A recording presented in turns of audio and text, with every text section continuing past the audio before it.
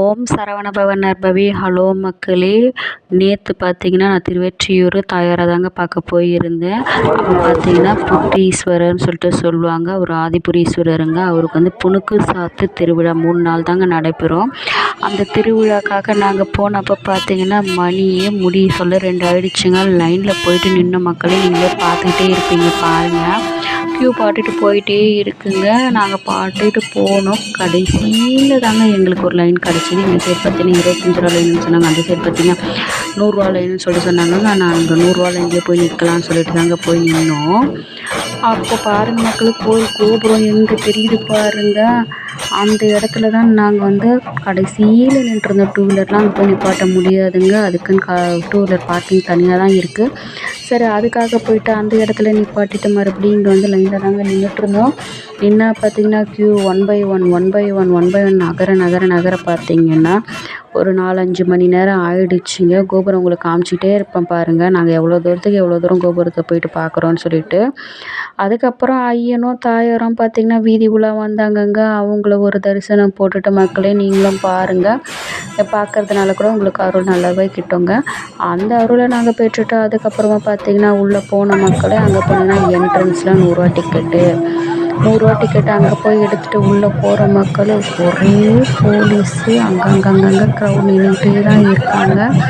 Maintain பண்ணினே தான் மக்கள் இருக்காங்க. அந்த இடத்துல பார்த்திங்கன்னா 100 ரூபா டிக்கெட்டுக்கு புணுக்கு தராங்கங்க. அவர் மேலே வந்து புணுக்கு சாத்தப்படும். ஏன்னு கேட்டிங்கன்னா அவர் வந்து புற்றலீஸ்வரர் மண்ணால் ஆனவர் தான். அவருக்கு வந்து அபிஷேகங்கள்லாம் கிடையாதுங்க.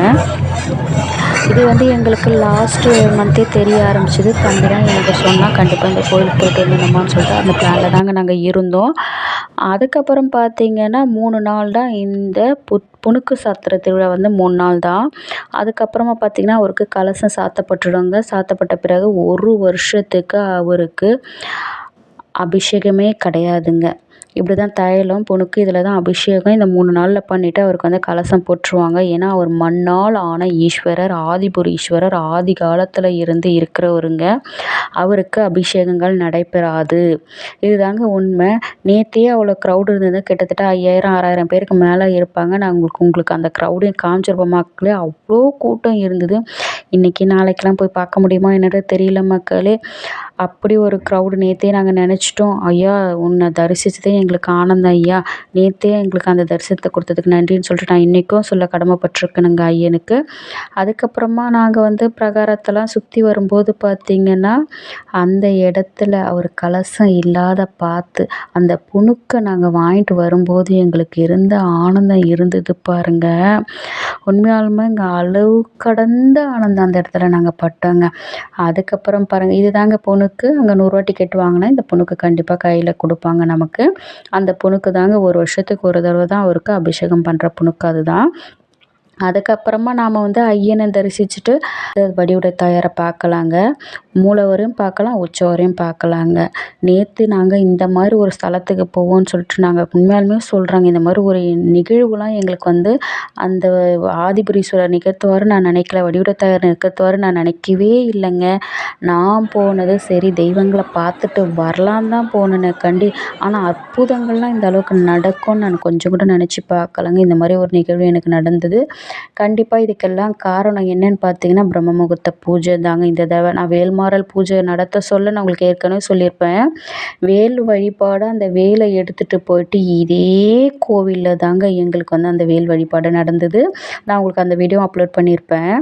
அதே மாதிரி பார்த்திங்கன்னா பிரம்ம முகூர்த்த பூஜையில் அந்த ஐயனை புணுக்கு சாத்துற அந்த அபிஷேகத்தை நாங்கள் பார்த்தது எங்களுக்கு ரொம்ப ரொம்ப ஆனந்தங்க. அப்படிப்பட்ட ஆனந்தம் கொடுத்த ஐயனை நாங்கள் வந்து வழிபடாத இருப்போமாங்க. நாங்கள் இன்னமும் கடமைப்பட்டிருக்கோன்னு தாங்க சொல்லுவோம். அப்படிப்பட்ட ஐயனுக்காக தாயாரையும் பார்த்துட்டு வந்தேங்க. நல்ல தரிசனம் கிடச்சிது பாருங்கள்.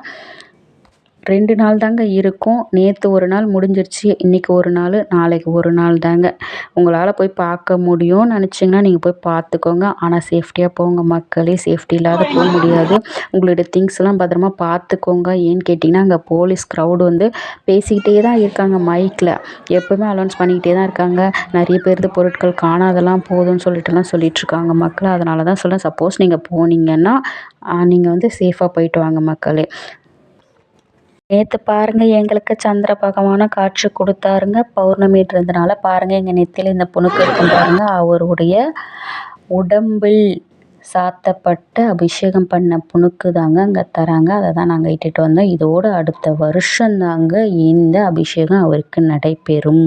நாங்கள் அங்கே விளக்கு போகிற இடத்துல விளக்கு போட்ட மக்களே ரொம்ப ஆனந்தம் தான். நான் போடுற இந்த வீடியோலாம் உங்களுக்கு பிடிச்சதுன்னா லைக் பண்ணுங்கள், ஷேர் பண்ணுங்கள், மறக்காம சப்ஸ்கிரைப் பண்ணிவிடு மக்களே. அடுத்த நாளோட சேனல் வெற்றிவேல் முருகனுக்கு அரோகரா. ஓம் நமச்சிவாய், ஓம் நமச்சிவாய், ஓம் நமச்சிவாய்.